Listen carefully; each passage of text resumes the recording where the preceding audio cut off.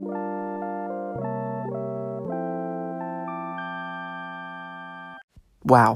I can't believe I'm making this video right now.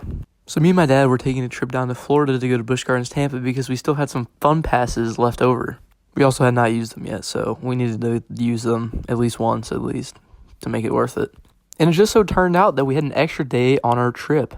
We were staying in Tampa, which is only like an hour, 15 minutes away from Orlando, so we decided because it had just opened, why not visit Epic Universe? It just so happened the day we went was on the 4th of July, so we were going to be able to visit and experience their first ever 4th of July celebration. Also, while I was there, I was able to experience every single ride at the park, all 11. So because I've officially experienced every single ride at the park, here is my ranking of all of them. Starting off our list at number 11, we have the Constellation Carousel. It's a very unique carousel where there's a little tiny section in the middle of the big section, so you spin in two different directions. You probably can see it from the video, but it's hard to explain. Anyways, I did actually really enjoy Constellation Carousel. We rode it right before it started to rain, so yeah. It's also probably my favorite carousel of all time. However, it's nowhere close to the other rides at this park, which shows how good the park is. At number 10, I have Fire Drill. This is actually a really fun little water battle ride. It's an interesting way to shoot. You have to pull down on a bar to shoot at things, but still it's pretty fun. I did get extremely well on it though. So there is fountains that shoot back at the rides, and I got sat right where the fountains would hit you, so I got hit twice by the fountains. That did leave me wet for a solid 2-3 hours though. I do think it's a solid attraction on very hot days when the sun is just beating down on you and you need something to cool off. At 9, I have Dragon Racer Rally. I'm a very big fan of the Gerstlauer Skyflies. I've heard this one is very hard to flip, so I just decided to take in the ride and not flip at all. Which is good because it actually gives you some good views when you're not flipping. Also, I rode it at night, which is very pretty to ride at night when you're just taking in all the views. At number 8, I have Donkey Kong Minecart Madness.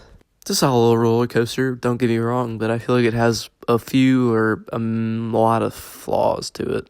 One of the flaws is I feel like the boom arm technology doesn't really work when you're on the ride. It only really works when you're off the ride, and you're kind of amazed by it. It's also kind of a shorter ride, and it's also pretty forceless. I mean, it also does have a little bit of a rattle to it, but I mean, you can kind of get that because you're supposed to be feeling like you're riding in a minecart, so I do think it's a pretty solid ride though, and I do like the boom arm technology and how that's working. Hopefully we see a lot more of that in the future. At 7, I have Hiccup's Wing Gliders. Overall, it's a pretty solid roller coaster. It's definitely a lot more of a family roller coaster than it is a thrill roller coaster.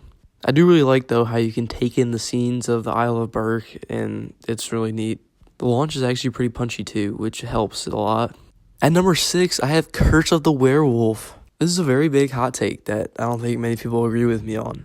And I think a lot of people will definitely think that Hiccups is better than Curse of the Werewolf. But you just gotta hear me out on this one. Hiccup's Wing Gliders is a very family-oriented roller coaster, and it's not as thrilling as the Curse of the Werewolf. You know, me being me, looking in roller coasters, I definitely value more thrilling rides over the family attractions. I don't really care that Curse of the Werewolf is not well themed and Hiccup's Wing Gliders is. I just care about the ride experience for roller coasters specifically. But still, despite its short length, I did think Curse of the Werewolf was a really good ride. It has some great launches and it was very punchy. The swing launch was especially great, and overall this is just a really good ride. Next, at number 5, I have Yoshi's Adventure. This is another really big hot take, but you still just have to listen to me on this one when I say this. I've always loved the Yoshi series, and I've played a lot of the games, and even if you just look at my YouTube channel name, then you know that I'm a pretty big Yoshi fan. So just riding this ride, like, it takes you through, like, a lot of the scenes from some of the Yoshi games. Like, I feel like it definitely made me, like, rethink of those times, like, when I first started the channel, and, like, yeah, when I was younger. It also brought back a lot of good memories from, like, when I was younger. The ride is just very charming, and I really did enjoy it. At number 4, I have Mario Kart Bowser Challenge. This is such a great dark ride. Once again, like Yoshi, I always played the Mario Kart games, so this took me back to when I used to play those a lot. I've also been playing these for a lot longer than the Yoshi games, so. The scenes are also excellent, and the AR works really good. I had heard this from a lot of people before, but the transition from whatever to Rainbow Road, a little spoiler alert, it's just flawless. Like, holy cow. They just, like, executed this ride so perfectly, like many of the other rides here, and it's just amazing. This probably would be number 1 in a lot of other parks, but it's number 4 here, which shows how stacked this lineup is. At number 3, I have Harry Potter and the Battle at the Ministry. Once again, another perfectly executed ride. The theming is just incredible. The ride system is amazing. The only flaw is that it gets so long of a wait. And the thing is, this is like one of the only attractions here without like a fast lane line. The only other ones I can think of is this, Donkey Kong, and Dragon Racer Rally. Dragon Racer Rally I'm fine with, but this and Donkey Kong get some of the longest waits in the parks, and it would be really nice to have a fast lane line. But anyways, aside from that, this is just a really good ride. Going into this, I knew nothing about Harry Potter. I didn't know anything of the storyline, never read the books or anything. However, I was able to catch on really quickly to the storyline. The only thing I had to really look up is who Dolores Umbridge was.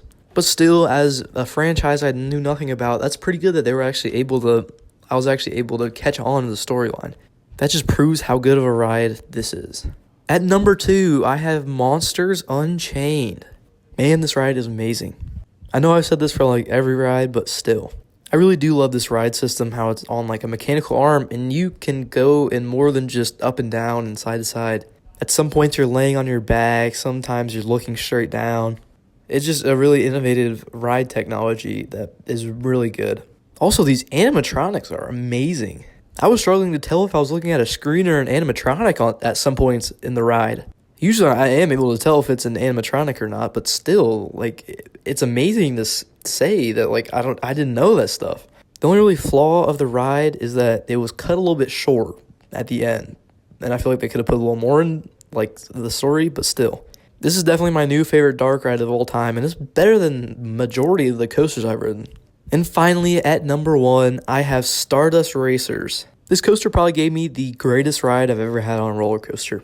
It was nighttime, right before the fireworks started, and we got a back row ride on the green side. And it was amazing. Just the lights lighting up, the actual ride itself. This thing is an airtime machine. It just goes from airtime hill after airtime hill after airtime hill, which is great, don't get me wrong, but the variety of elements is probably the only flaw.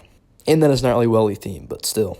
And the Celestial Spin is probably my new favorite element on any roller coaster in the world. That thing is just so cool.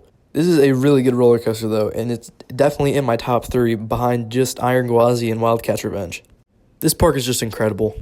Universal did an amazing job with it, and I don't think I really could ask more of the park. Just that they have ice cream in a more accessible location to like the front plaza, because I couldn't really find any when I was trying to leave the park. But this is definitely my new favorite park of all time, 100%. It blends amazing theming with amazing rides, which not many parks are actually able to do. So that is my ranking of all of the roller coasters at Epic Universe. Thank you all so much for watching. This was kind of a hard list to put together because all the rides are just so excellent, and you can't really choose a favorite even. Like, I know I had a really hard time choosing whether Harry Potter or Monsters Unchained was better, but then I realized that I rode Harry Potter once and Monsters Unchained 3 times, so that probably makes that one better. Anyways, thanks again for watching. Subscribe, because I'm going to be putting an Is It Worth It out for this and Busch Gardens soon. And yeah, if you want more content like this, subscribe and like the video and comment, because why not? See you in the next one.